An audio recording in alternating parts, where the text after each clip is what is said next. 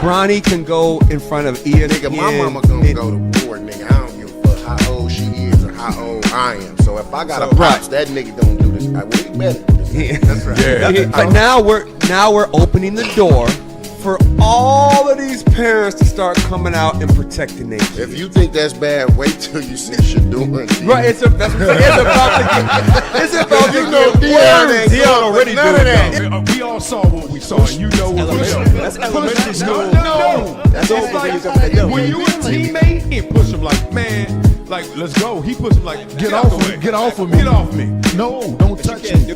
Was it worth the 30,000? Now? In the moment. In that moment. In the moment. Use up. You remember? Was it bingo night? Or was it? 44. You know what we do on this show, boy. We flow, boy. But I'm going to keep it high level. This is going to just give you the beats. And I give you my opinion at the end on all of these topics. But what's going on, the core issue, is the carriage rights fee. First of all, start off the right way. Exactly. Let me start out like that. This is why I'm broke and you got money. This whole Dak Prescott saga. What are those? On the field, I got metric after metric. He's a winner. Okay, he's number one in all categories for the Dallas Cowboys first 5 seasons. Off the field, unquestionable character. Like, the only thing you got on Dak Prescott is, I am undisputed. Oh, come on. And me playing basketball, and I just want to line up. He's getting up. And show, yeah, we doing this for real. That's what I did. Oh, we're supposed to get the ball. No rebound. This one? Cut that up, baby. This boy, it's wet time. That's what I do. I still don't know why this is a pick, except exceptional play by the defender. Look at that. 2 dudes reaching, and then he comes between them and say, let me split this bunk bed. And I'm out of here. Shotgun snap, slips. Oh, that's ugly. Sack on your first play ever in the NFL. I know your nightmares came true. You're like, God dang. Oh, yeah, this ain't it. Look at this blitz right here. I mean, he only knows so much what he's reading off stats, off paper. I mean, everything's good on paper. But I would always love to hear from a player because they play the game. What about a journalist? Like, being real, NARPs are journalists. Like, you're from that pool, right? So imagine somebody just said, you didn't play the game. I don't want to hear it. She would have a living room full of people at about 10 p.m. probably every other Friday or Saturday. Come up here and I already know what they want, and I got to sing whatever song. Did you say song. Sing, not rap? You said sing, huh? Sing. Yeah, they ain't trying to hear no rap. They ain't trying to hear no rap. Yeah. Well, you think you can do something with that? Hey man, Michael Jordan too light in the tail. Okay, you know what, big dog? Yes. I ain't light in the tail. If you want some of this, let's go one-on-one right now. Let's get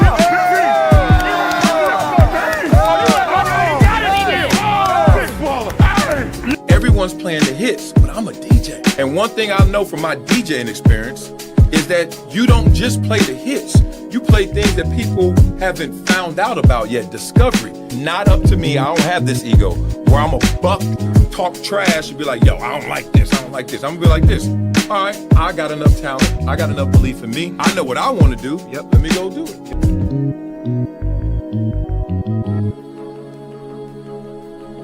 Blah, blah, blah. Ah, man. Woo, today's theme is straight jacking. What Ice Cube say?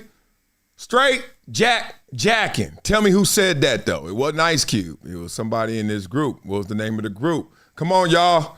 It's a history lesson. It's Black History Month. So this month, I'm especially black. Oh, man, I heard Morgan Freeman talk about Black History Month one time. And I was like, damn. Somebody listening to my thoughts. We'll get into that a little bit later. All to the good. But first and foremost, what is going on with this?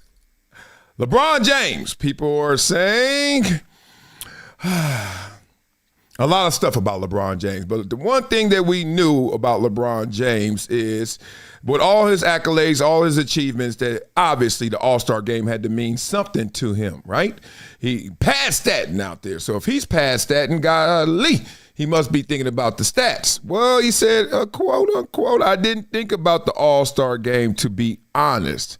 Now, that key word is honest. I'm going to play you a clip to retort everything you just thought of when you said, LeBron over here lying. Okay, so LeBron on if he was worried about breaking his All-Star streak. Well, if you weren't keeping up with the news over the weekend, let's just say that the All-Star voting was announced in terms of the All-Star reserves. So now the coaches had to say, who we want to fill out this bench, etc. But remember that key word? What was the key word, ladies and gentlemen in the class? Honest. Okay, so now take a look at this. Nothing this man does is fake. From a teammate and also a broadcaster. Shall we take a listen? Yes. I've watched this man cry after winning a championship, and I've watched him bawl after we lost the finals. This man gives his all and has done it for 20 plus years. And for him to get that shit's not fake. We can crack all the jokes, y'all can do the debates, but you're not gonna say he a drama. What this man has done for the city, for the town. I felt in the moment for him, to be honest with you. And what I saw a childhood moment hit the spot for him. Whatever they played on that video tribute, it was something that triggered him. Mama Gloria being at the game, along with his son Bronny being on the bench, along with him being back in Cleveland, the love. First of all, Bron is the city of Cleveland. He is the state of Ohio. And when you walk back into that arena and you start seeing all those familiar faces again, those same security people, the same ticket people. They all in there. I was in the building. And people don't understand, like, reality hits in. And we're talking about a guy that has given his blood, sweat, and fucking tears to this game of basketball his entire life. LeBron James only knows the game of basketball. Somebody's like, oh, we don't fuck with him like that in LA. Because you guys are stupid. Because you guys are stupid. If someone told you this was the last year that you could watch Ken Griffey play, that this was the last year that you could watch Derek Jeter play, that this is the last year that you could watch Tom Brady play, go enjoy it. I'm over he'll never be Jordan. Neither will you. So shut up. You know what I'm saying? It's like you're saying that he's the second greatest player in the history of the game. That's not an insult. It's just people use these arguments for conversation, and it's like, bro, it's coming to an end. One of the greatest American sports stories and greatest American sports stretches that we have ever seen in the history of the country is coming to an end, and people want to have debates. When he's gone, who are you going to hate? When he's gone, who are you going to hate? You don't hate nobody that much. This is the thing. They hate themselves. So they'll always have themselves to hate. All I know is that man has carried the league for the last 20 plus years. And there's not a lot of athletes in the history of any sport that can say that. Blah, blah, blah. I'm making sure my clutch checks keep clearing. Yeah, I wish. Here's the real, though. This is my Republican and Democrat. Everybody got their thing. You got your Jets and Patriots. Everybody got their thing, right? Rock and roll or rap. My thing is hate and great. And I noticed that when someone is great, there's a lot of hate.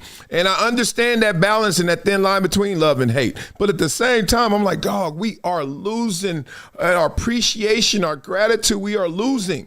Remember, my theme right now is counting how many days I have left to live if I live till I'm 91. I have 40 more years to live. And I have 14,598 days left if I live to 91. Chances are I ain't going to 91. You know what I'm saying? Former football player, a little bit above the national BMI index, a little bit, a lot bit, and, a little history in his family of some high blood pressure. I might not make it to 91. I got 14,598 days left, and I ain't wasting one hating on somebody that doesn't deserve to hate. But I just wanted to give you a narrative. I know I'll piss some of you guys off right now. Oh, here we go with the slob fest of LeBron. Well, I had to set this up because there's no other way to get into this because I'm pissed off at LeBron right now. Yeah, you didn't see that coming, did you? Well, this is the reason. NBA All-Star Game snubs. Guess who's first? Kawhi Leonard. As much as I love great for the right now, for the present as well, not just the overall great. You've been great for the game. You're one of the GOATs. Don't get it twisted. We talking about right now, 2026, who are the all-star players? Kawhi Leonard ain't? What? One, Kawhi Leonard's been the best player in the league for the last month, maybe 2 months. Second of all, I don't even know how to say his name for real. I hear it too many different ways. But Alperen Sengun, I hope I said that right, lose out to LeBron's lifetime achievement nod. Now, this lets you know. The media is in on it as well, because everybody in the media is a person, and they got rooting interests as well. I ain't getting punked by Clutch. Rich Paul ain't going to tell me what to say, even though he got a podcast with Max Kellerman, right? So LeBron's lifetime achievement nod. That's not how you're supposed to write this, okay? You're not supposed to be snarky and point at LeBron like that, but how else am I going to read this damn article, right? You got to get that click. So that guy right there is not in the All-Stars, which is insane in the membrane. They're a play-in team already. They don't play themselves into a play-in team, let alone they're going to end up being like a 7-6 seed. After going 3-16, I don't even know where they win, but they've won like 16, maybe 18 of the last 21, 23, something in that world. All right, so we all heard about what happened. Let's get to the names. All right, here's the West Side. West Sea affiliate, Neil. Steph Curry, duh. SGA, duh. Luka, duh. Victor, he coming off the bench and been hurt, but okay, we get it. You know, so LeBron gets the pastime, lifetime achievement, and he getting the future. We got to give you the future one. Even though, okay. Jokic, he hurt too, but okay. I heard you. Shut it. Okay, let's go to the East starters before we get to these reserves, because those just came out. Jalen Brunson. Tyrese Maxey. I see him work out sometimes at Just Hoops out here in L.A. Sick. You think these dudes are fast when they playing against fast people? Imagine how they look when they on air and they just doing their skills camp. You be like, God dang. You be looking at your son like, stop playing, stop practicing. It ain't going to happen. It ain't happening. Look at this dude. Golly. Cade Cunningham, my favorite player. Even though I love me some Kawhi and all that, I'm just talking about if there's somebody in the lab that I'm like, yo, that's what they doing. They perfecting the model. It's right there. Cade that life. Jaylen Brown, yes, sir. And Giannis.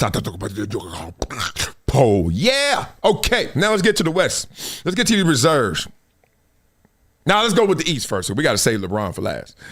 Donovan Mitchell. Okay, we know that. He out here in L.A. a lot too. Pascal Siakam, shout out to him. Shout out to Amir Malik, Pam Malik. That's his business partner team, my team.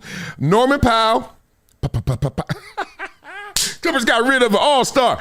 What? Oh, whoa, Jesus. We got Kawhi, and we let Norman Powell go, traded him, and he an all-star? And Kawhi ain't?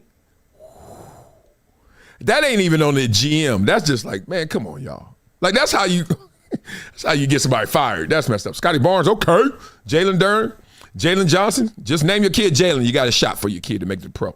Carl Anthony Towns. Big Cat cried himself into it. Nah, he been good. Even though you can tell he in his feelings. Don't trade me. Don't leave. I don't want to leave New York. My girlfriend, wife, whatever she is, she like it here too. She really likes it. I mean, come on, she balling.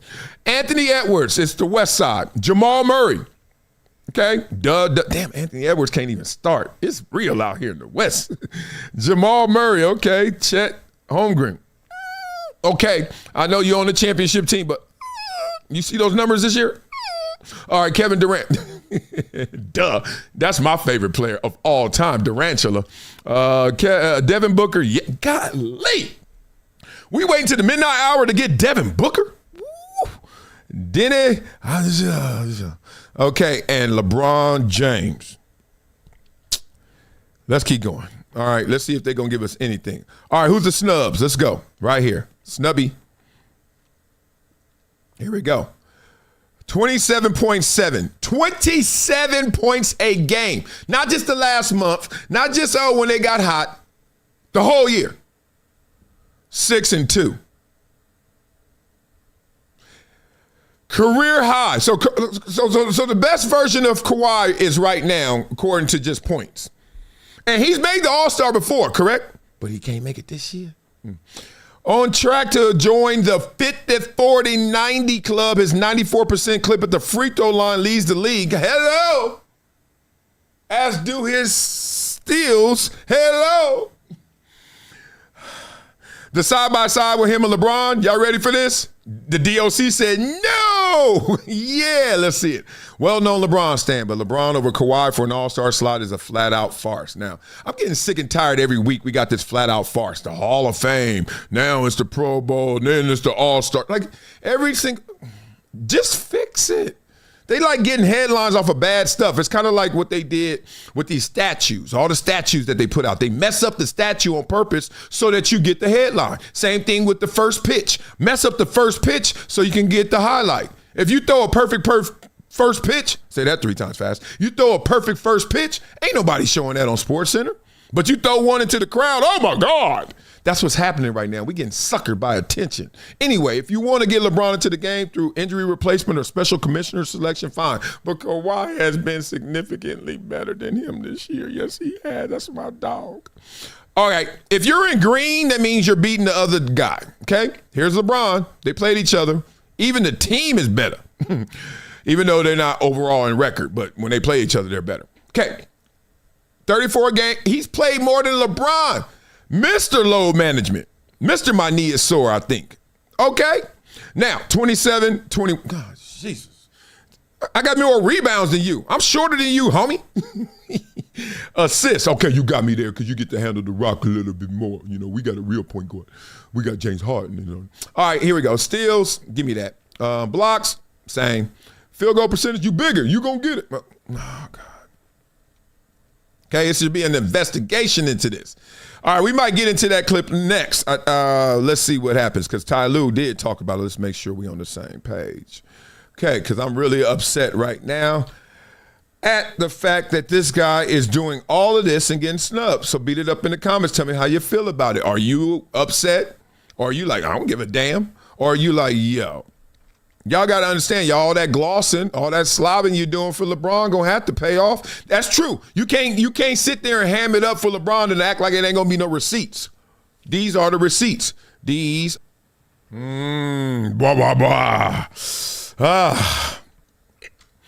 Look, I love it all, but I don't love it when it doesn't go right. We know what right is. We all were growing up and mama and daddy was just trying to make sure we knew right from wrong. So then when we weren't with our mama and daddy, we did the right things. But we didn't always do the right things. And we got caught up. We got caught slipping. Some of y'all went to juvie. You know how the game goes. But at the same time, we got to put some respect where it belongs. Right? You just can't apply it anywhere. Oh, my God. So LeBron is getting this Lifetime Achievement Award for the All-Star game. I understand it. I wish it was like an additional. I wish they gave it like the GOAT exemption or something, whatever the hell. If you are one of the all-time greats and we know it, like let's not act like you're not going to be on the top 75 team. Oh, I can't wait till they do that again. Somebody getting their ass kicked out. Whoever was 73, 74, 75, peace, right? But then he's going on this farewell tour, but it's not a farewell tour. But in reality, if he retires this year, it's the last time he plays in some of these places, like MSG. I mean, at the end of the day, everything has to come to an end at some point. So no matter what it is, it's going to be like, shit, I would never play again in Madison Square Garden. I would never play again in certain arenas. I would never play again, period. So, I mean, at that point, it doesn't matter. You're going to always miss it. You're going to miss the game in general. So it doesn't, this one will always have like a special place in the journey because it is Madison Square Garden. So, but yeah, when that time comes, yeah, for sure. Now, did y'all watch yesterday's game? Lakers lose? Yeah, they lost. Yeah, they lost. See, it's weird. The Lakers, they looked great in the beginning when LeBron wasn't there. Then he came. Things got rocky, roller coaster to Colossus. And now we're like, what? We are now into Lifetime Achievement Award, Farewell Tour Award. Is this his last season with the Lakers Award? What he's doing for the Lakers Bottom Line Award, what he's doing for ticket sales, what he's doing for ratings, all that stuff. The economy of LeBron. We will miss that. Oh, trust me. Parking lots, valet attendees, all these different things changed. By the way, I was in Cleveland more than I'd ever been, right? Yes, like people came from all over the country and world to Cleveland. We had Warren Buffett there. We had Jay-Z there. We had Lil Wayne there. Everyone came to Cleveland. Cleveland became like the Hollywood of the Midwest because of LeBron. It really did. And people would fly in and by it being so close to New York, you can get there and get out. Really? But also, again, just seeing the restaurant owners and the success that they had throughout the years. And then we were just kids there. They need to edit up Rich Paul better. They be doing him dirty on these clips. Blah, blah, blah. I know how that game goes. They can make you look real bad and real good in these clips. So you need to fire that team. All right, let's get into this. Let's be real. The Cheesecake Factory hits different when LeBron's playing for the Cavaliers than when he leaves, right? Like, imagine you there. I don't know what they got as a setup, the Landing. All these little smaller cities, all y'all always got some little one destination spot. Some little spot that got a Ferris wheel and a little bit of water and a boardwalk. That ain't what we doing in L.A., but I digress. So I understand everybody on a nice day, hey, let's go down there. And then, at the Landing, they got the cheesecake. Look at that line. Let me go get my buzzer, right? But with LeBron in town, get the buzzer or not, it ain't gonna buzz, dog. You ain't getting in here. And now he gone, you don't need a buzzer. Just walk right in, right? Hello, sir. I just wanted to just remind people all the things that have occurred in LA, especially since LeBron came to town. And now they're trying to pass that baton. Tell me if you think this is gonna work, because this is the meeting. This is when you saw these two guys right here, Nico, Rob. They at some coffee shop. It ain't Starbucks, but it's close. It's Starbucks adjacent. And this is the day before Luka came to town. So my question is Luka going to carry that torch? Is Luka going to carry the torch? Is he going to keep the bottom line? All right, is he going to keep it in the black, or is it going to turn red? Is he going to keep meeting the seats, the ratings? Like, you diss LeBron if you want. He carrying a lot of people. He carrying a lot of people. And look, I'm not the one to go dark. When Jordan's going, it's go. Kobe said, hold my beer, right? LeBron said, hold my beer. Now, is Luka going to say, hold my beer? Because I ain't going to lie to you. The rest of them names on the All-Star list, how many of them can hold it? How many of them? SGA? Come on, y'all. OKC in general, is that going to hold you? Come on, y'all. Jokic? Giannis, if he gets to New York, maybe. I think Giannis in New York could do it. Wemby, yeah. Wemby could do it even in San Antonio, but he big and wiry. Those people don't usually last forever. They don't. All right, so beat it up in the comments and let's get it to Caitlin Clark getting dissed. Caitlin Clark, first time on TV for NBC in their Sunday night preview, they debut, and they just went. They ain't even. Oh, man, they didn't even notice. They're like, what? Oh, my bad. Okay. We're going to get into that real quick, but let me read some of these comments. Let's start at, I see any. Okay, Patrick Edwards in the building. What's up, member? Hey, make sure you guys like and subscribe to this channel. Like, and then subscribe right now. That's my man, Patrick Edwards, who's a member. He said, morning, folks. Stay well. Stay blessed. Yes. Look at that. All that love. You know me. I don't like just love. I like the hate because it's that thin line. Prodigy and Havoc. Oh, somebody from New York, son. Mob Deep. Shout out to you. Laugh out loud, Toms, Wiley, and Whitlock going in on Acho is mad hilarious. Way to start Black History Month off with some raccoon on raccoon crime. You think I give a damn about your color if I got something to say? You think I'm going to have a reservation on you, Prodigy and Havoc? You sound like you black. I don't know. I don't care, dog. So if you need a protection, if you need some cushion, if you need something to soften the blow because of your color, it is. I'm not a Tom, dog. I'm a straight shooter, right? I'm not a Tom. And on Black History Month, I'm not about to act different. I represent Black history year after year after year. You want to do just the shortest month? Enjoy. I'm not. I don't get my sense of pride from what other people done exclusively. I also get it from what I've done and contributed. And also people who don't even get recognition. See, you don't even think about that level. You only want to go out there and put up some little post about something you heard about 200 years ago. How about the dude you just kicked it with? You ain't going to post him? The guy who's just going to work, coming back home and just living his life and doing a great thing, amazing nuclear family, he don't count? Don't get me started, big dog. Don't get me started. See, people think that I made the NFL and I was okay in football. No, I was insane in football. But then I get to the NFL level, everything's relative. So there's Hall of Famers, there's all pros. Raise your hand if you're all pro. And then you also just got guys who start. Then you got guys who are on the bench. And you got guys who's barely making it. Okay? But that lets you know how athletic I am. One thing you better understand, you want to see my test scores, you want to see my essays, you want to see my valedictorian, that should tell you what's going on between here. Now, if you want to go to war, let's go to war. But remember, I make it to the highest level in all things. I'll just mess with you, dog. Hey, that's a Black History moment, right? I'm a black guy who did some great things, right? Oh, God, I just laugh at you guys when you go there, man. Morning, everybody. People who love my channel. Thank you, Paul Thomas. I love it, too. And it's going to keep going and growing because I got more time than a little bit. And more than that, I actually enjoy this. Thank you guys, for real. I was doing this in a boring way, and then all of a sudden I woke up and said, start live streaming like the youngsters. This is the best thing going since Pippen and Holland, right? All right, so let's get into this. Caitlin Clark, she's on NBC. Carmelo Anthony is talking to her, and they're talking about MSG. I don't want to give it away because I just want you to see reactions. Peak game. Appreciate you just joining us on Basketball Night in America. Appreciate it. Yeah, you now guys I get to enjoy this. I mean, what's better, MSG Sunday night? You can put your slippers LeBron back on James, if you let's want. go. Let's go. Play too. Hey, guess what? Hey, I Caitlin's get gonna come back. Mello. She's not gonna put the mic down forever. March 29th, she's back with us in OKC, but now she gets to go and enjoy the Knicks games, and we're happy for her. Did y'all catch that? I don't think everybody caught that. Let me give it to you in script. So Carmelo said, I mean, what's better, MSG Sunday night? LeBron James, let's go. That's what Caitlin was talking about. And then Melo said, well, you can play too if you want. And she said, I get destroyed, Melo. Okay, so that lets you know she in the moment, she in the zone, she ain't sitting there. Look, I ain't come here with a script. I ain't come here with an agenda. I just came here to kick it with the fellas and, hey, Maria, let's go. Right, let's talk to some ball. Let's talk some ball. And then they start asking her questions. They start going, oh, since you comfortable, let's talk then. All right. She's like, cool. Even more specifically, because there's things in his game maybe you would want to add to yours in the league.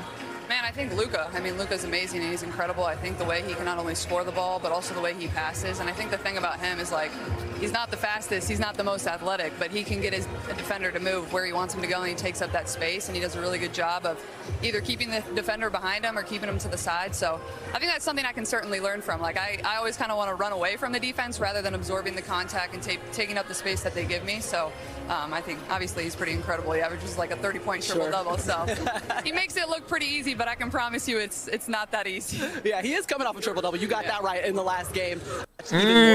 Blah, blah, blah. So now she's taking you to, like, I want to mirror my game after Luka because despite his limits, whatever they may be athletically, he makes up for them with his skill set and how he applies himself to the game. And this is one of the simplest things. Anyone who plays basketball understands this, especially if you play basketball and football like me. You start to realize that in basketball, because it's more of a finesse sport than football, that a lot of times they don't take advantage of opportunities in space, right? They a lot of times in football, you know, you got to go through half a man. First thing you learn in football is half a man. A running back, you see him, don't square up, give him half, right? Shake him. And then once you shake him, get him off balance, half, then you run him out, run him over. Do what you got to do. Run around him, right? In basketball, a lot of times they make their move. Their first step is amazing. Now you're starting to see them clear. Great hand work, great hand checking, and now they had to stop that. But there's a space. There's a gap. And watch basketball. There's a gap on the attack, on the dribble drive that they don't close. And the great ones close it. Like, as soon as they come up, they come in low, they come in under that shoulder, and then they attack it. But the ones who are okay at it, and even Caitlin said it, too much space, you allow them to recover. It's a game of physics. So you're allowing them to recover because you're not attacking, right? Etc. So she talking about that. She breaking it down. Reggie Miller shaking his head. Oh, okay. You want to be Luka, huh? Okay. Now, she's the face of the WNBA, despite them not really supporting that. They're not promoting her. They're trying to get Paige Beckers to be there. I'm not against Paige Beckers. Well, then let's make it an and, not an and or. Okay? It's just and. It should be Paige Beckers if you want it to be. But and Caitlin Clark. But they don't want to do that, right? So now, you one of the fellas? You chopping up wood? You talking game? You want to be Luka? I'll tell you who you could be. I'm actually curious, too. I know you guys have seen Caitlin play. She's a one-of-ones, but is there like a comparison of someone either you played with or you guys watching the game right now that reminds you of the young lady to your right? I like Peyton Pritchard from Boston, the way he's able to handle the basketball. He makes big shots when the shot clock's running down, a lot like this young lady right here. Isn't afraid of the big moment and is a champion like she's soon to be. What about you, Melo? I mean, to me, she nailed it. It would be Luka for me. The way that you're able to play in that open court, to see the vision that you have, to be able to shoot at the drop of a dime, to be able to pull up across half court. You keep the defensive thinking every single time, not knowing what you're going to do. And again, you have that too, and that pick and roll, keeping them in jail, and then understanding how to operate out of that. Not always, Melo. You have it. You have it. So I would agree with her saying. Yeah. Okay. I'm just. All right, blah, blah, blah. I purposefully, look at me, I'm an LA actor. Didn't give you my reaction that I really wanted to give you because I saw this before. I want y'all to now watch this again. First of all, hey, time this up better. Stop going dark every time I watch this pregame and then Carmelo always disappearing. Imagine if they had somebody like my color up there. It'd be a wrap. Like, damn, what Marcellus? Oh, I see his teeth. So watch Caitlin Clark this whole time now. We're going to watch it again. This ain't it. This ain't it. Look, what? I'm actually curious too. I know you guys have seen Caitlin play. Hey, She's girl. a one of ones, but is there like a comparison of someone either you played with or you guys watching the game right now that reminds you of the young lady to your right? Okay, two things. One, she's a one of one. Maria sets you up. That's why we're going to talk about Maria Taylor a little bit later. She's insane. She set it up. Caitlin has this. I've had teammates like this. I've seen little kids in class. I don't know which A is it, ADD, ADHD, or some A. Look at me, or some A. I got some little focus issues, but she got a lot of different mannerisms for the same conversation, right? If we just talking about one thing, I shouldn't see 12 different reactions, but we got that with Caitlin. I'm gonna show you again. Let's go again. Watch Caitlin. It's okay, girl. Everybody got their thing. I like to bite my fingernails, and guess what? It's hereditary. My son does it. He be sitting there in the middle of a game. I'm like, damn, what are you eating? He come back, my fingers are bleeding. I'm like, yes, you ate them off. Let's go. Is too. I know you guys have seen Caitlin play. She's a one of ones, but is there like a comparison of someone either you played with or you guys watching the game right now that reminds you of the young lady to your right? Okay, y'all all saw it, right? Just giving you a little heads up. I told you I'm a body language expert. Okay, now, I need an editor to give me those lasers from his eyes.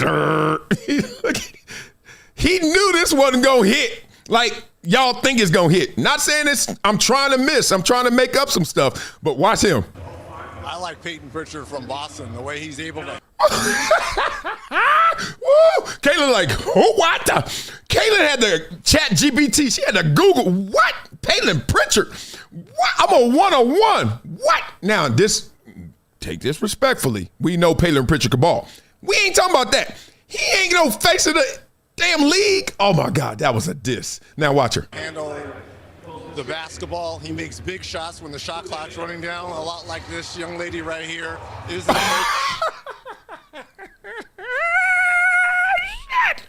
Oh, I love it. Oh, I love it. See, this is real.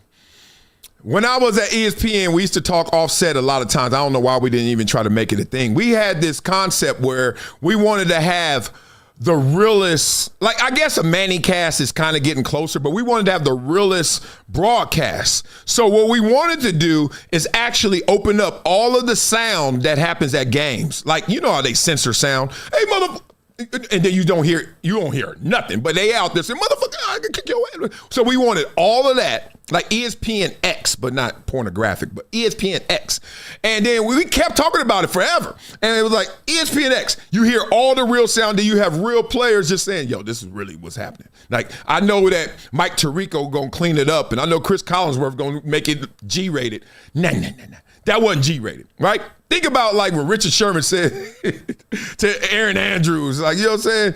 All that, like, that's the normal broadcast. We wanted to have that. If we had that right now, ooh, we'd be talking about you, Caitlin. Let's go. the big moment and is a champion like she's soon to be. What about you, Melo? I mean, to me, she nailed it. It would be Luka for me. Yep, they went dark because they're like, we got our joke off already. Blah, blah, blah. Why didn't Carmelo check him? Like, Carmelo, I know Carmelo was in his own, like, I'm in my own head right now. I'm about to talk about her looking like Luka, but damn it, he should have been like, Peyton Pritchard. Wouldn't that have been better TV if he like, Peyton Pritchard? But on his podcast, I guarantee you, he gonna be like, man, this dude called her Peyton Pritchard. Well, don't be too concerned because guess what in this world? Whenever you think you got it bad, somebody got it worse, right?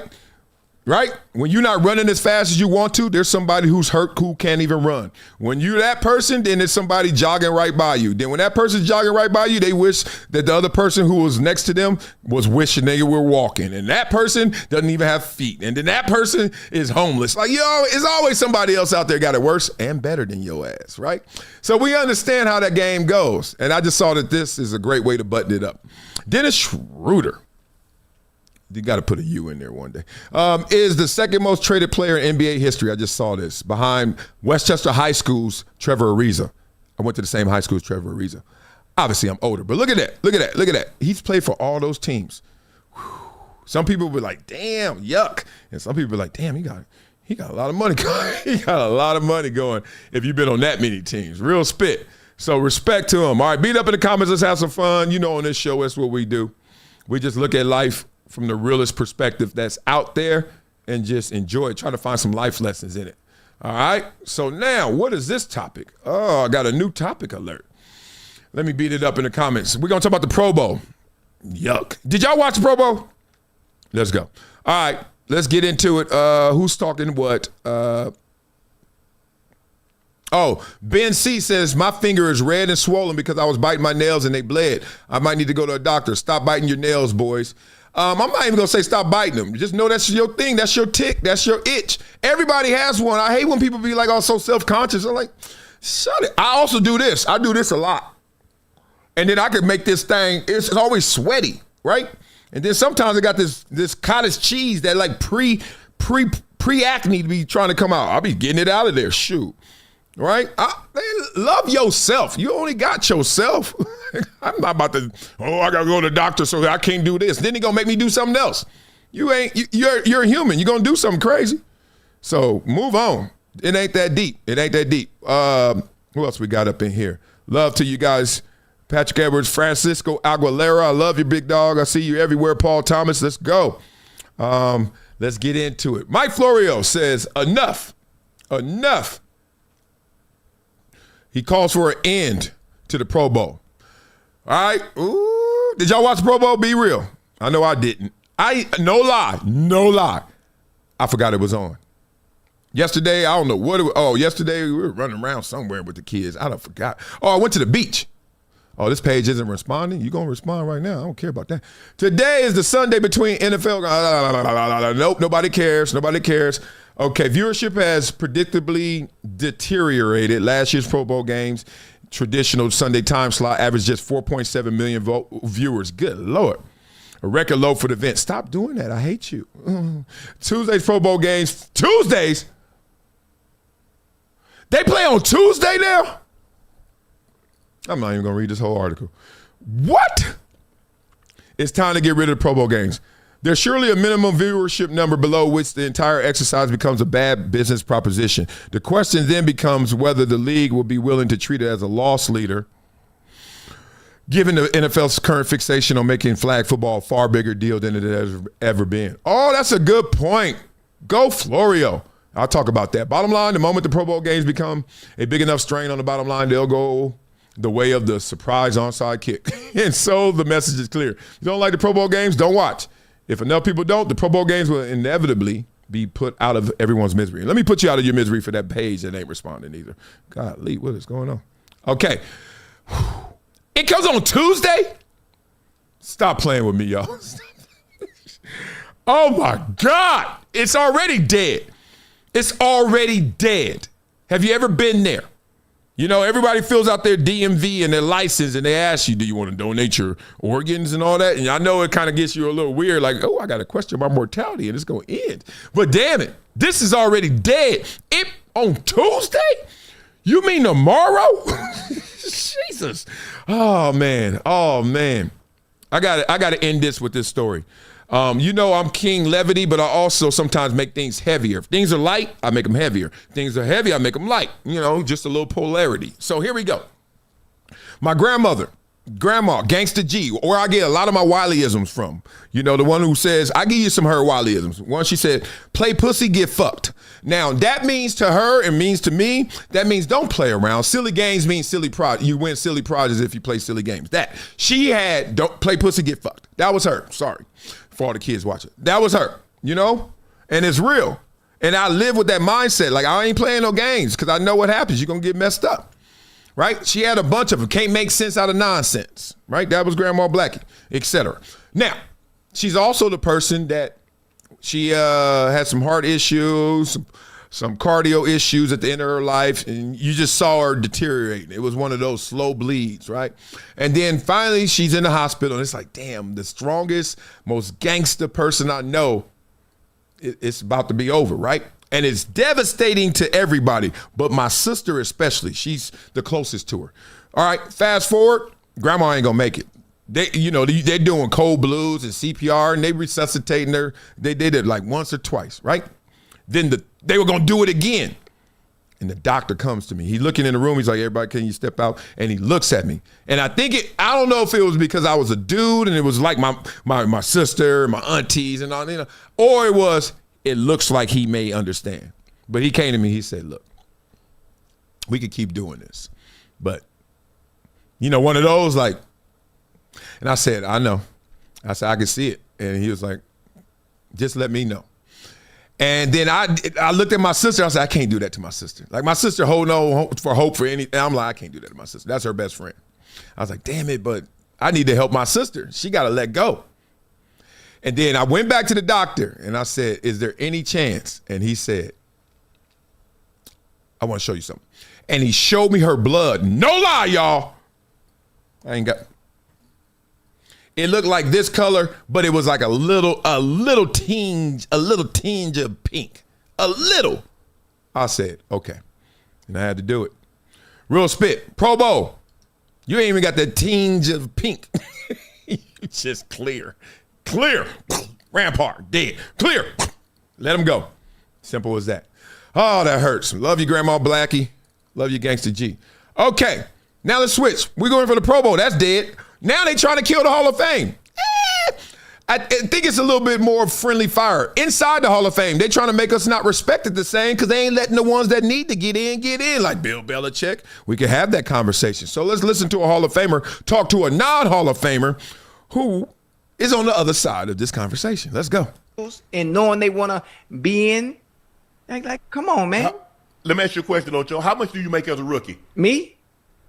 Yeah. Ooh, that's a good question. I don't even know, boy. Let's just say you made $200,000. I love this when people do this. I'm sorry. How much did you make as a rookie? Who, me? What is that defense mechanism that everyone does? I just had that with my son yesterday. I said something to him. He said, me? I said, we the only ones in the car, bro. They played you $200 all the way through. They don't give you the validation of being a Pro Bowler. They don't give you the validation because money is a form of validation also. See, you think it's just about mentioning in names and in record books, but money is the greatest form of validation. So let's just say, for the sake of argument, the Bengals say, nah, we good. We're going to pay you $200,000. Take it or leave it. And every team that comes along says, Ocho, we pay you $200,000. You okay with that? You going to play? Because you say you don't need validation. But that's a hypothetical. That doesn't make sense. You're paying for my later. It does make sense. No. It doesn't make sense because you're paying for my services. You're paying for what I'm able to do on the field. Are they validating your services? You're paying me for a skill set. Are they validating your services as one of the best and paying you as such? No, I wouldn't take it. That makes no sense. That makes no sense to what I just said. You're telling me you're asking. He's upset because they didn't recognize what he did because of Black History Month. That had nothing to do. No, you said validation. You don't need validation. So why would they need to pay you X? Because money is a form of validation. Because you're paying me for my service for the position that I play. What are you talking about? So what are they validating? Your play as what? One of the top receivers. What? Okay, so they're validating you by paying you what? Money, but I'm still playing. We're done. You don't play for them anymore. What do you need the validation for? Get him, Ocho. Get him, Ocho. Get him. So when they tried to put you up in the Ring of Honor, why did you say no? Why did you show up? I never had a problem with it. What do you mean? But that's a form of validation, Ocho. Listen to me. I've never had a problem with it. If I didn't go up, I wouldn't give a fuck. Oh, excuse me, my bad. If I didn't go up, I wouldn't care. But you showed up, so you were appreciative of it, right? Of course, because of what I did when I was on the field. Ooh. Thank you.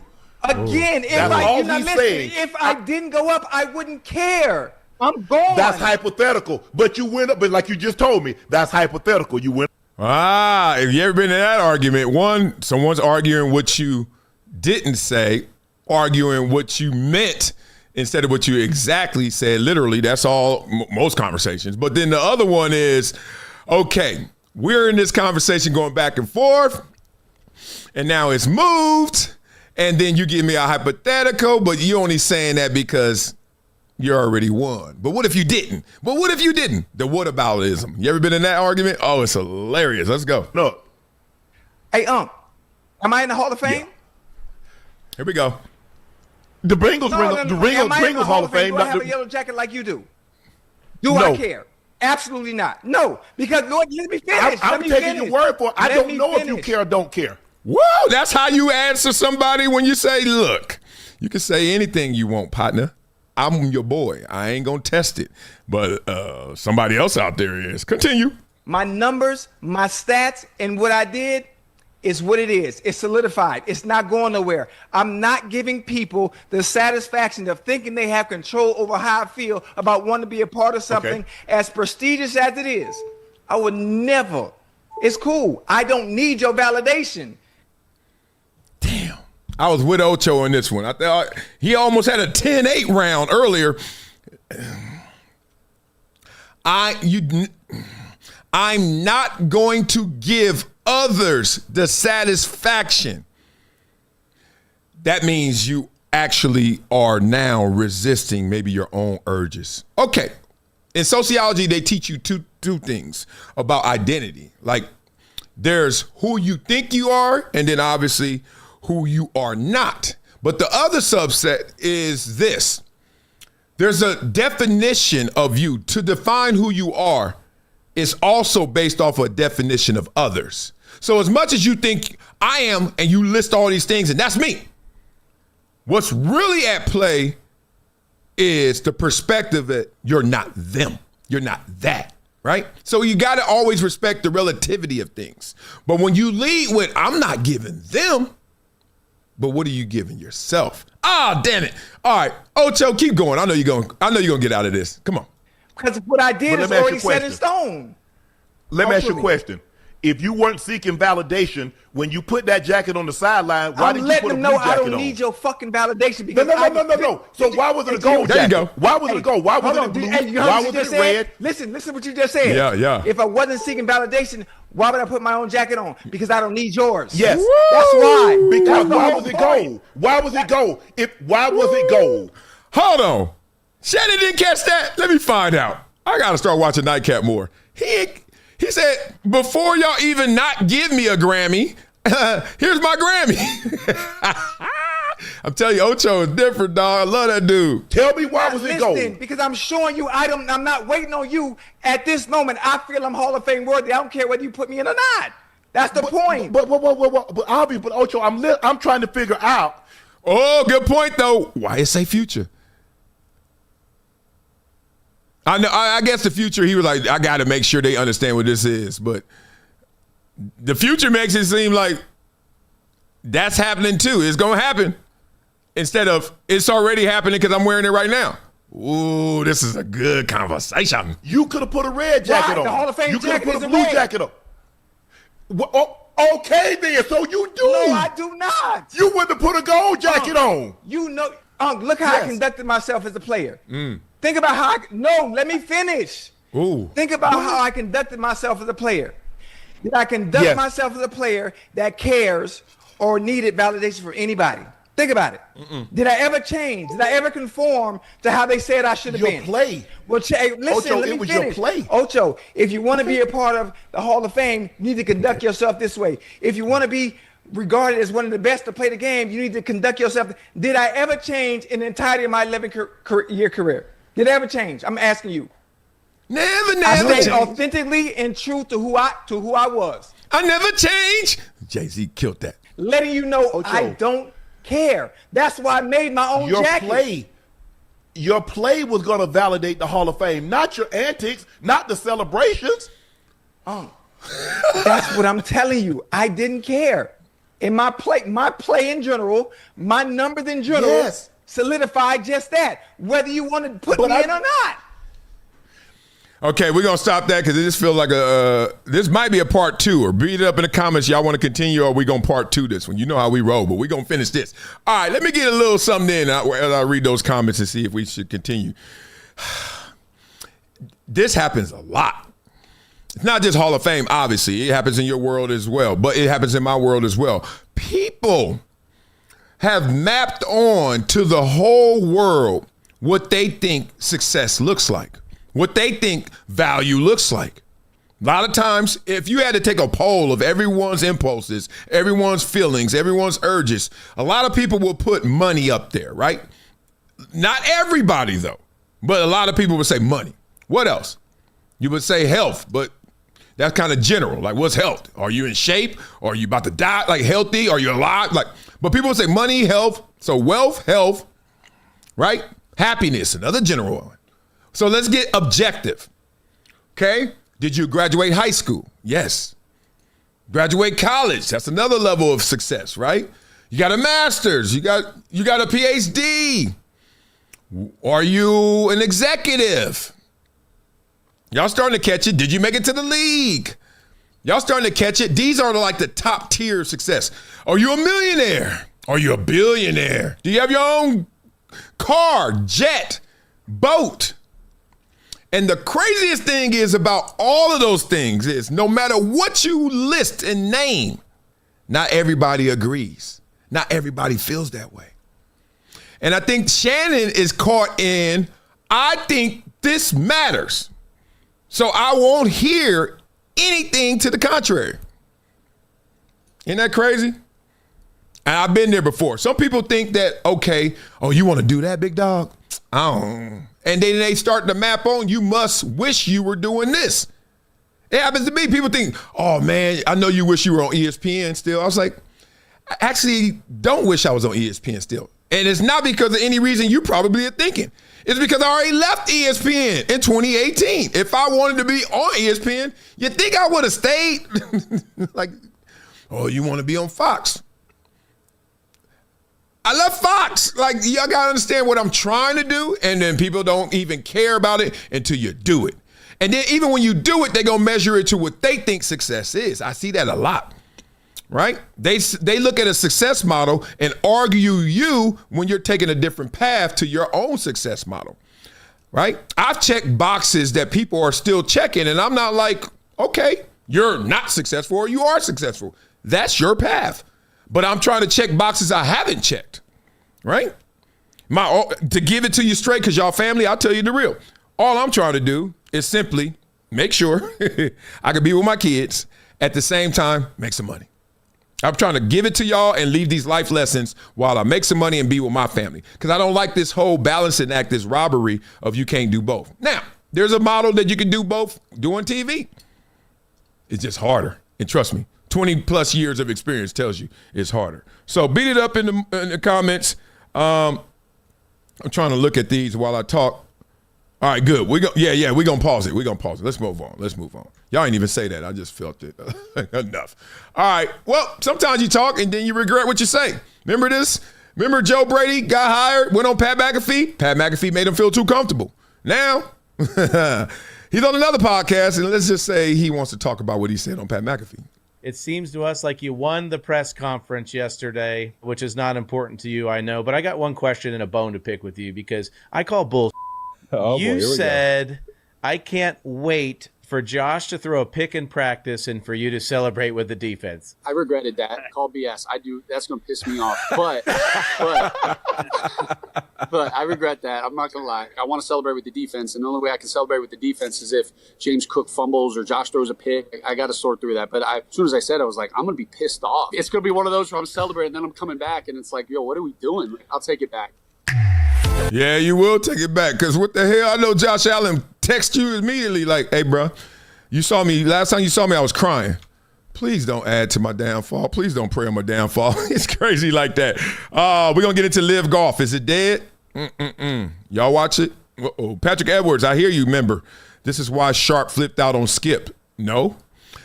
Look, Shannon and I have the same thing in common in terms of how we argue. I can see it. It's a passion that is very close to an anger. It's like I do the same thing when I'm like talking to somebody. Like me and Blaze, when we get into it, I'm like, dawg, what are you talking about? Because you just can't fathom what they're thinking. And then you get into cooler moments like right now, and you're like, that ain't it. So I don't know what's in Shannon's background. I don't know what's in my background. My wife tells me I need to go find out. And I was like, it's been working so far, so why should I find out? Let that little raccoon live in the walls. You know what I mean? Sometimes I told you I got raccoons in my walls right here. I hear them every day. I'm going to let them live until they die, and then I got to get them out of there because they're going to start stinking. But that's how the game goes, so sometimes you just got to let it live. I don't know. Daryl says, Marcellus, not a good time to be mentioning Jay-Z. I did that on purpose. I know what time it is.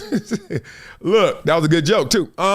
Look, until something gets real and real, look, 3 million pages of Epstein files came out, and then they got all these names and stuff that's redacted and all that.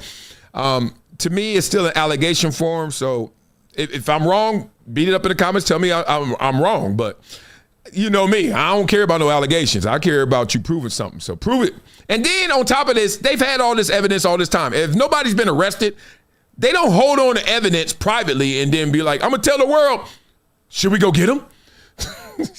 So for all y'all out there who keep reading this, they already had said to themselves, man, now y'all think y'all gonna create public pressure and make them do it?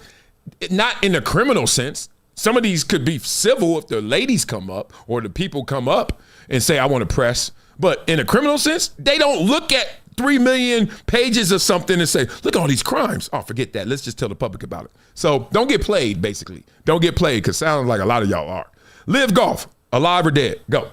The amount of money that was lost that many people, including me, said, what's the difference if they lose 1 billion, 5 billion, 10 billion? I violated my own rule of American capitalism, which is who's going to run a losing business interminably? Nobody. But I thought that Saudi Arabia would. I thought this fund had endless amounts of money. Well, you know what? It turns out not only do they want to launder their money, not only do they want to be like the PGA Tour and be like American companies and other companies throughout the free world, now they're acting like one. They're now thinking to themselves, what are we doing? We're throwing good money after bad. We've got $8.50 of expenses for every dollar of revenue. What kind of crappy plan is that? And now players are defecting. First it was Koepka. Now it's Patrick Reed. LIV is going to become a third-rate tour at best. The defections have started, and they're not going to stop. The LIV tour is over. Blah, blah, blah. Not much to retort on that. I do know that the Saudi fund, let's get into a little deeper than that. A little deeper than that. Let me give it some love, because golf is my first sport, actually. So another stereotype, broken.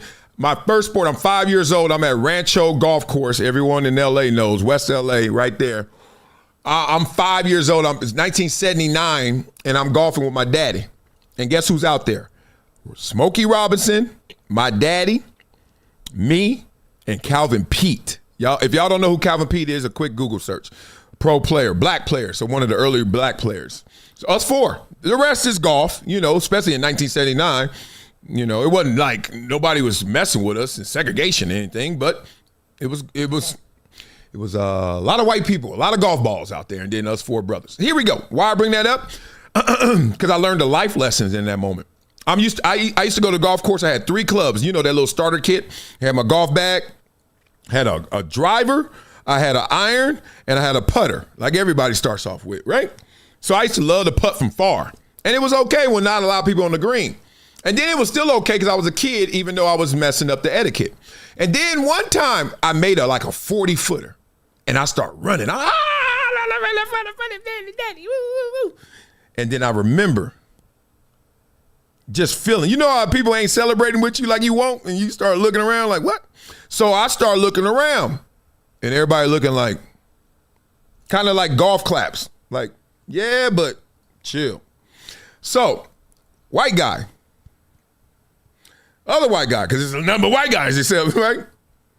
looking around. Like, damn, everybody kind of, you getting it. I'm fine, but I'm feeling like, y'all ain't happy? Y'all mad? Oh, y'all jealous because I made it and y'all didn't. Then finally, I looked at my daddy. My daddy was like this. Bring it down. I said, what?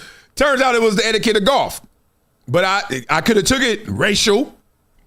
Life lesson. I could have took it racial. I could have took it, these people hating old ass people. I could have took it ageism, racism. You know what it was? My daddy was like, boy, you better know what you are and what you're doing. Simple, that ism. All right, so we got it to live golf. We understand what that is. Long story short, the highs and lows. Let's get through this real quick because we got way spicier topics than this. Highs, live golf. Let's get into it. It's attracted top talents with massive contracts and prize money. Okay, it did. Competition, innovation of team formats, franchise structures, new competition ideas. It did. Global expansion and partnerships. Rolex is in bed with them. Okay, it did. High-profile player success. We talk about Brooks Koepka and Patrick Reed, etc. Okay, and then it was an alternate to what we saw in the PGA. But then people were hating on it from hello because Saudi Arabia is involved. You know how the game goes. It's all right. Be American. Player departures. People start leaving. We saw Patrick Reed, Koepka. We just talked about that. Struggles with viewership. This is the problem. Liv's overall TV and live audience numbers have lagged behind the PGA Tour. They thought they were going to beat them. But PGA Tour got, what, a 50, 70-year head start? Can y'all calm down? For the WNBA, it's okay. Right? The NBA has a head start. But then when it comes to live, oh, no. It's because we don't like Saudi Arabia like that. Then we're going to talk about it. World ranking limitations, right? They didn't offer official world ranking, golf ranking.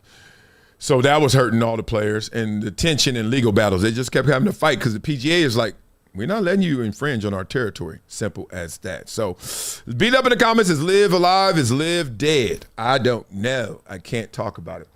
I know one thing that's happening a lot, that these coaches it's a lot of coaches out there that are being asked what you going to do. You're going to play call. So let me speed through this. Jesse Minter is going to play call over there in Baltimore, right? Simple as that. A lot of people are like, what is going to happen? Robert Saleh says, I'm a play call. Matter of fact, he said it pretty good. I want y'all to hear it because he's like, I'm tired of y'all keep asking me what I'm going to do because last time I had this head coaching job, it didn't go so well. Let's go. Thing. I didn't call plays in New York, and I just kind of gave it all to the coordinators, even though we were still part of the game planning and all that. I joke with Borgo on game day when I didn't call plays. I felt like I was just a timeout and red flag guy. I was just kind of I had the greatest seat in the house as a fan. So calling plays for me, it's not necessarily about control, but it's about connecting with the players. When you are a play caller and you are calling plays, you feel the strain that you're putting on them with each call. You're feeling the connection. You're feeling what each one is going through. And again, like I said, I can feel the weight of the play call on individual players in those moments. And to be able to call plays and maintain that connection, maintain that feel for what the players are going through, I think is very, very important from my seat. And it's just one of the many things that'll change throughout my tenure. I agree with him, blah, blah, blah. I believe him, blah, blah, blah. But I also know he lied just now. It ain't no strain on the connection, and I want to feel that and know the weight of the team now. No. Last time I let somebody else do it, they got my ass fired. He don't want to say that. He like, look, that unemployment line because it ain't it's not your time. The unemployment line because somebody else got you there. Unemployment line because somebody else didn't do their job. Never again. You can say all the other stuff because I coach as well, little itty bitties. And I do understand what he's saying. You call a play and you're like, oh, that worked. And you call a play, oh, that didn't work. And then you call a play and like, it should have worked. You're like, I love that. That whole connection, communication. But if that would have worked before with the Jets, it would have worked before when he was head coach, he'll do it again. Now he like, the only way I'm getting kicked out of here is on my own doing. So respect to Robert Saleh and Jesse Minter, who's going to do it themselves. All right, let's fix college football because it's a lot going on. Let's talk through it. So what is the fix, right? And I think it's really simple and basic to say, right or wrong, let's just get a commissioner, right? And again, remember, everything is going the NFL model. Everything is going the NFL model. Why? I think we're missing the point. They already said, let's start another commission. So now you have another enforcement arm that's supposed to enforce the NIL. The NIL stuff. I can help you with that. That's not going to work. Correct. So you don't need more rules. You don't need more people. You need to enforce the rules. But who's going to enforce it? It's not the NCAA, right? It has to be somebody else. Well, there has to be an enforcement arm. Right. I don't. Remember, and Goodell is still dealing with this, but remember when Goodell was at his lowest in terms of how we really felt about him. I don't think he's there right now. I think it's been worse for Goodell in the past. And a lot of it came from the fact that he was the commissioner who we would apply, we would apply all the rules, all the regulations, all the limitations, all the things that were out there. We would say, okay, that's coming from Goodell. But then we will also see in the same moment that he was the one enforcing this. Whether you want to go back to Ray Rice and all those type of incidents that were national headlines. And you're like, oh, so you're going to be the judge, the jury, and the executioner. Well, that's a problem. And it just seems, and I think he actually did hire a former player, Troy Vincent, who's now in charge of like that enforcement. Because you can't do both. You can't be the policeman and the judge and on the jury stand. Like, we're going to tear you apart. And it's not going to work in an optimal way. Real spit. Well, think a commissioner without any power is going to do the same thing. So what you can name it. They already got the president of the NCAA. So you want another person in charge? I don't want any more people. I don't want any more people that are ineffective. I'd love to can we get the president of the NCAA on here and say, what the hell are you doing? I would rephrase I would love to ask him, say, hey. Is it still Mark Emmert? Is it still him? Is it still Mark Emmert? Blah, blah, blah. Beat up in the comments. NCAA broken. NCAA got to fix itself. NCAA got issues. Our kids are going to go to college. Please don't root against something you're going to need. You're going to need. If they go to college and play ball, you want them to be properly supported, properly incentivized. But it's not happening right now. They are literally chasing their tail. How do you get paid so much money and all these adults are letting the kids run everything? Like the kids, the agents, the lawyers, the NIL boosters, they just doing what they want to do. Oh, we got a salary cap? Not at my house. I've been to a couple of boosters' homes with players there, and they talk about this salary cap stuff. They're like, yeah, that's for when we do it with the school. They just at the crib. I'm like, all right, do you? And then they invite people like me because I used to play, and then they can pick your brain, and it's like, yo, what you need, Wiley? I'm like, talk to me. Real spit. All right, let's get into this coaching tree stuff because I thought this was fascinating. Did y'all know this? Head coach Sean McVay has had 4 OCs during his tenure as head coach. Matt LaFleur, Kevin O'Connell, Lem Cohen, Mike LaFleur. All 4 are head coaches. Damn. Peep gang. Peep gang. Peep game. Talk about a coaching tree. Sean McVay already on one. People always clowning. Let's hear it. Every play in the optimal sense is to leverage your choice and to create that moment that you have to choose. So I obviously played against Terrell Davis, this team that went back-to-back in 97, 98, that world. So what they would do is run sideways. Look at the ball. The ball would snap right here. They would go sideways. And they wanted to see, were you going to try to run faster than us sideways? And if you were, he's cutting back. And if you didn't, and you just try to power it and actually try to play off of us, guess what? He's going to attack the perimeter every time. What you want to do?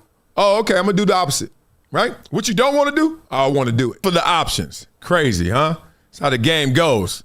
You got to put some respect on this. Look how many damn option lanes he had. Just wanted to show you guys that because it was a little play off of the coaching tree and Sean McVay, but also some deep analysis how those philosophies obviously continue through legacy. Crazy, right? Next level stuff. Love Coach when he breaks it down like that. Also, love it when I see stuff like this that breaks it down. Todd Gurley's only 31. He's been retired 5 years and can enter the Pro Football Hall of Fame if he decided to. Derrick Henry's 32, still getting it. and will be a future Hall of Famer.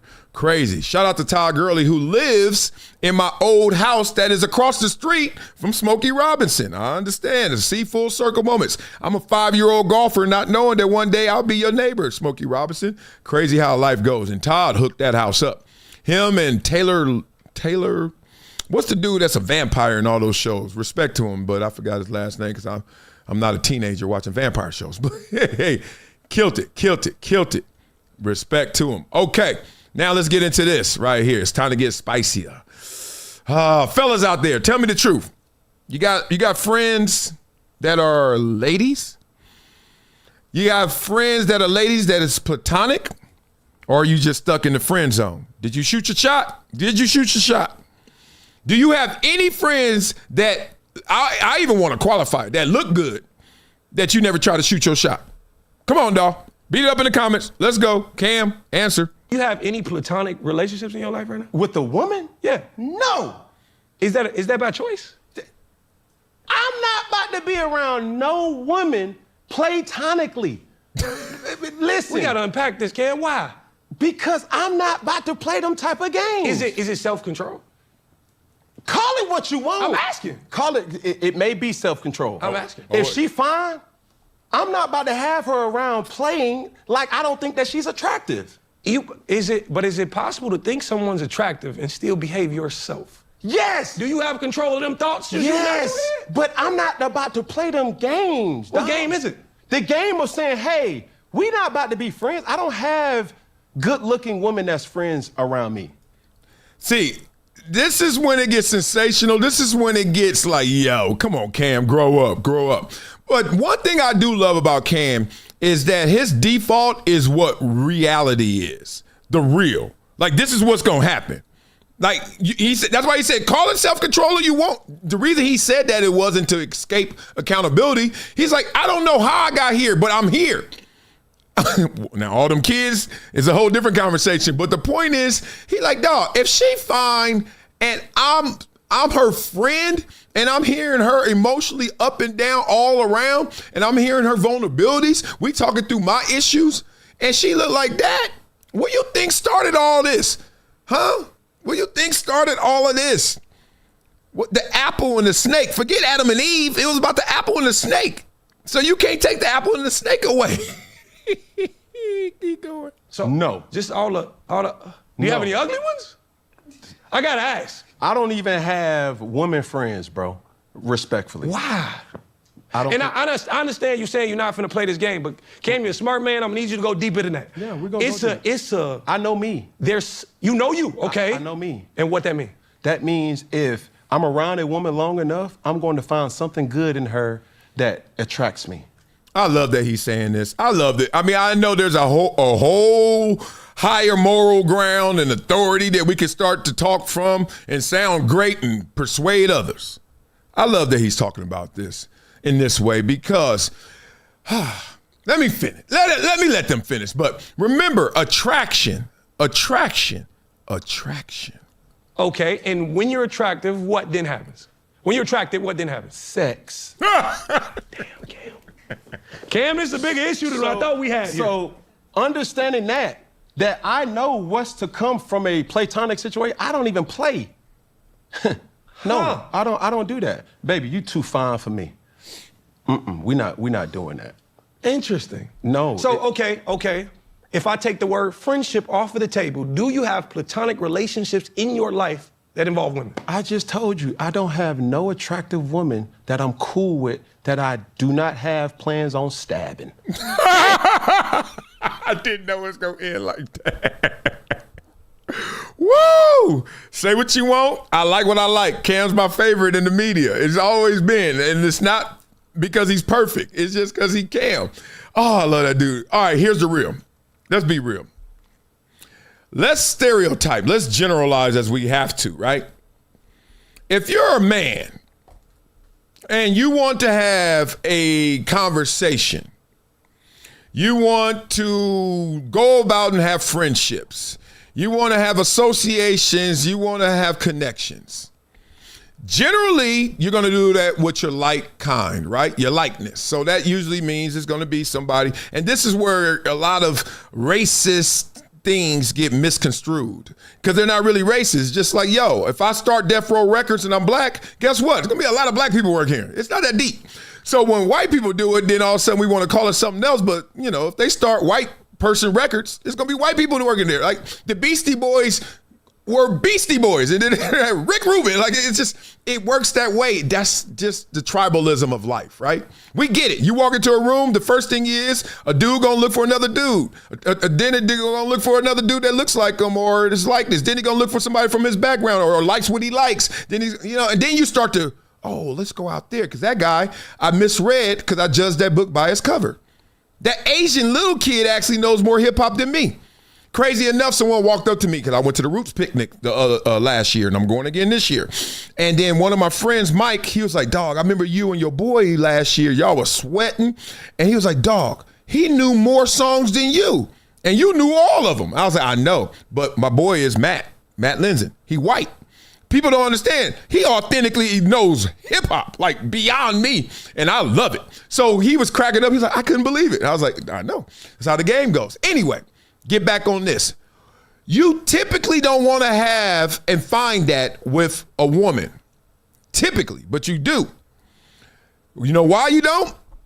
Because they look at conversation, they look at life completely different than dudes. Like, be real. Dudes look at life through a logic lens. Like, I'm trying to figure this out. I'm trying to fix this shit. I'm trying to go, whoa, whoa, whoa. And a woman's like, well, let's feel this out, right? Let's talk about what's really going on behind all of that. And there's a simplicity versus a complexity that usually makes it oil and water. That's the beauty of polarity. And that's also the beauty of a relationship, to try and figure that out. You're in a relationship. You're in a marriage. You can't run away. You got to figure out how all of those feelings is going to mix with all this logic. So people don't tend to volunteer for battles that they don't want to face. Right? And people who don't understand what I just said, because y'all ain't in relationships, y'all understand, like, yo, I ain't trying to sign up for no more battles. Here's the thing. Unless you're getting something out of it, which is Cam's point. Here's the thing. There's this game. It's called Magnets, I think it's called. I don't know. I saw it on Instagram and I bought it. It really shows you what the attraction is. So you get these little magnets. You got to put them in this circle. And then you got to make sure that you empty your hand of all your 10 magnets before your opponent does. The problem is they get too close to each other. What happens? Snap. Right? You put a magnet way over here in the circle. You put it back. All right, I'm going to use this screen as a circle. Here's a magnet. Here's a magnet. Here's a magnet. Here's a magnet. Uh-oh, here's a magnet. Oh, they too close to each other. Snap. They connect. It's the law of attraction, y'all. It's just that simple. Right? You get too close. You got to turn off all your inner thoughts, inner vows. There's moments of weakness, vulnerabilities, temptation. Oh, I'm good. What they say about temptation, the best way to not be tempted is to avoid it. All right, play with fire. I don't think it's a self-control issue. I think it's a reality issue. Like, I think that men, I don't care how faithful, how much you in love, how this and that. You like, damn. And then you're like, but look, a one-off thought is easy. You know how it goes around 8 p.m.? Man, I'm hungry. No, man, don't eat nothing, man. You know, that's 2 extra pounds in the morning and you're going to feel bad and I sleep as well. 8:15, another thought. 8:20, your wife going to the kitchen. 8:30, the kids getting their snack before they go to bed. Oh, it was simple. Let's go from that to God. Let's get to God. Oh, no, we got to go give Chip Osorio some love. He says, facts. My wife always tells me that I stay offering solutions instead of listening. I'm getting better, though. Yeah, that's it. And look, I think I'm getting better because I acknowledge it now. Thanks for the super chat, big dog. But I'm not going to lie to you. I acknowledge it, but I'm not great at it. I just don't understand why we're talking about something we don't want to fix. Like, why are we talking about it? Just to see it? Just to know it? Just to feel it? I don't want to feel that problem. I want to feel that situation. I want to fix it. But that's the problem. And then you start to have resentment because they're not listening. You're not listening. You're like, oh, God. You think I'm about to sign up for some fine-ass girl that I know? And I got some fine homegirls. The only way I think you can have a platonic homegirl that's super fine is that she was already grandfathered in or grandmothered in. You knew her from high school before she was fine or you were fine, or she put you in the friend zone so early you just stuck and you just don't care. But then again, be real. She could have put you in the friend zone then, and now she like, he done came up, girl. Sure. It's like that. All right, let's switch to God, because, God first. He's really funny. The devastating loss that we had last year to put us back here with a totally different team. If you don't believe in God, something's wrong with you. Seriously. I'm a believer. I'm a believer because he makes things come true. When you're at your worst, he's at his best. Look at him. Okay, this got some headlines. When this clip came out, this got some headlines. If you guys watched the Grammy and saw Jelly Roll, he got some headlines because he's out there professing God, right? And then you say nothing wrong with that. And then you say, well, not everybody believes in God. But you talk about a lot of things that everybody doesn't believe in, but it's okay. But this one hits different, right? So I just wanted to give that a brief little understanding of like, this is where we have to be to coexist in this world. Because a lot of people want to attribute it to the higher power, to God, like me. But at the same time, you're like, okay, that's how you got up there to the top of that mountain. Doesn't mean that's how I am or I believe that. I've worked with people who are atheists, agnostic, right? We used to have it on air. Max Kellerman and I used to talk endless hours on air about religion. Really, real spit. And it was no issue because we're proper friends, proper partners. Now, I'm not going to diss you. I'm going to listen to you and see where that takes us. And I think that's where we have to be right now because I've seen some pushback of people like, yo, chill with the whole, okay, we get it. But you don't want someone to dismiss the thing that you felt inspired that got you there too. So just a little bit of love. I just think that a little bit of love in there is a little more important than just, oh, I agree, I disagree. I think we always insert ourselves in conversations in the agree model, and that's not the way you should do it. Not at all. Okay? So men out there, understand what's going on. Ooh, I should show y'all this. All right. Let's have a little fun with this. We were just talking about this. See, this is what we got to finish off on these relationships. Men and women got to understand how the game goes. Give me some love, baby. You're going to get more love. Peep this.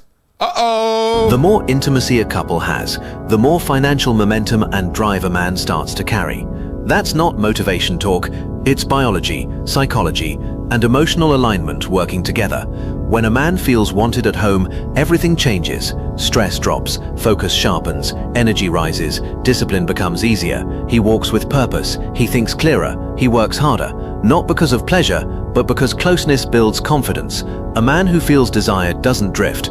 He builds, resentment fades, communication improves, motivation stops needing force, because when intimacy is steady, a man stops surviving and starts creating. His work moves faster, his finances stabilize, his goals feel lighter, not from pressure, but from momentum. Because desire sharpens discipline, because confidence feeds consistency, because effort multiplies. When home feels alive, because peace at home becomes power in the world. Intimacy isn't a luxury, it's fuel. Fuel for focus, fuel for discipline, fuel for consistency. When a man feels connected at home, he stops leaking energy everywhere else. His mind settles, his effort multiplies. If this makes sense to you, comment true. Tear that up. I had to show y'all that. Y'all know we got some life lessons in here, blah, blah, blah. I thought that was fascinating, and I think that's actually so accurate. Like, when you feeling it at home, you just be charged up. It's like a Tesla. Like, you be like, oh, I got charged up today? Let's go to war. Simple as that. A lot of times that doesn't happen. And then when that doesn't happen, we know what happens. It gets ugly out there. Okay, let's get ugly out there. Y'all ready? Politics time. I live in California. I don't know where y'all live. Beat it up in the comments. Let me know where you live. Well, we got some political issues out here in California that don't seem to be going away. So let's talk about them because a lot of people are talking about them. This one is about all of the fraud, Minnesota. I just saw a San Diego invasion. They just did one. Went down to San Diego. Oh, this ain't a child care center. How much money y'all getting off of it, et cetera. So, you know the governor of California, Gavin Newsom. Let's see what they're saying about it and saying about him. Let's talk about illegal immigrants.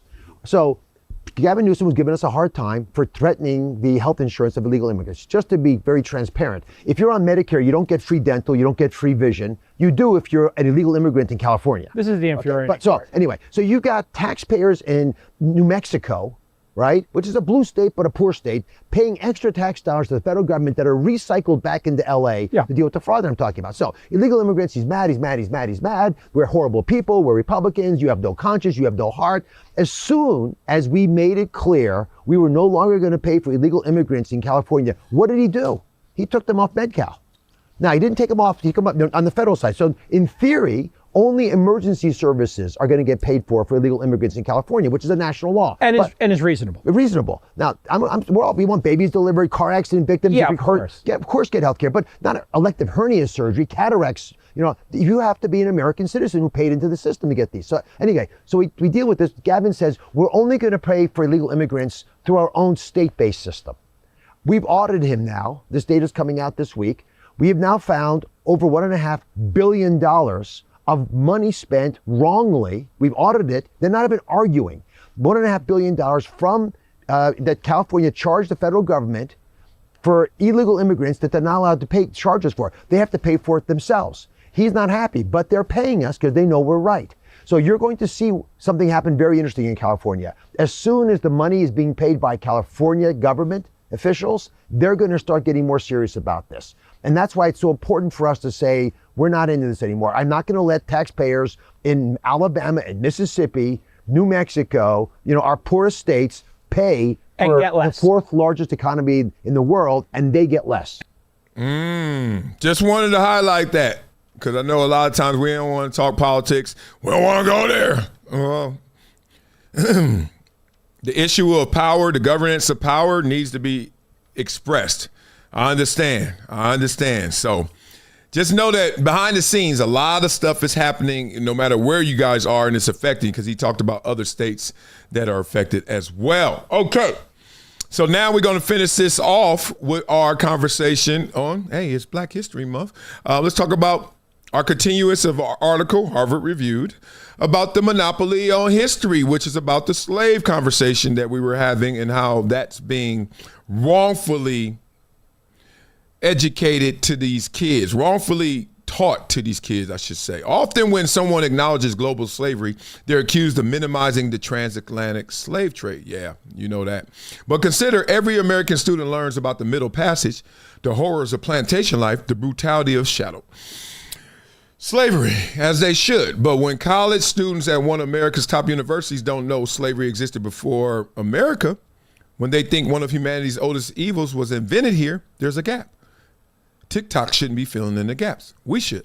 The transatlantic slave trade hasn't been minimized. It's been maximized to the point of monopoly. I'm not saying we should talk about it less. In fact, we should talk about it more than other slave trades because, of course, it happened here. I'm saying we should also talk about the rest of the world.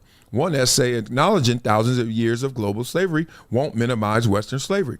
It's a step toward balance. Real spit. We're really going, that article is amazing. This article is insane of how they're breaking it down to the very last compound about all things.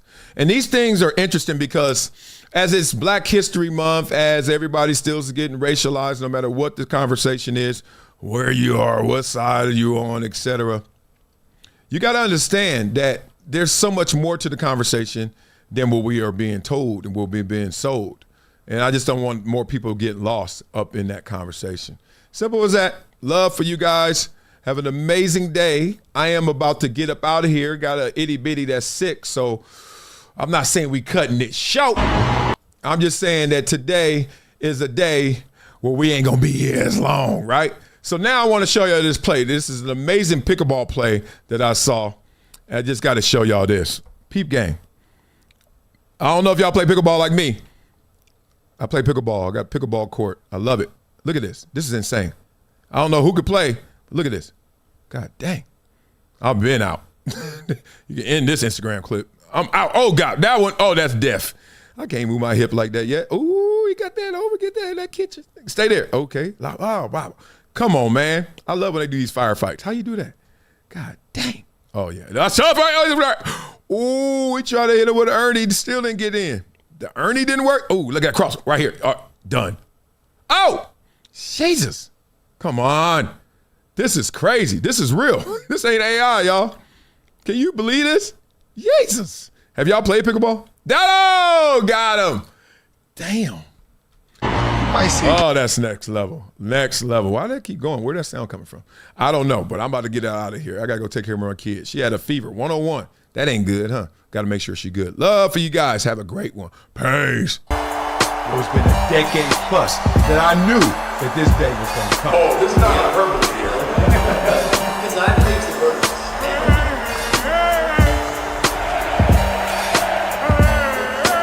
Time to hydrate.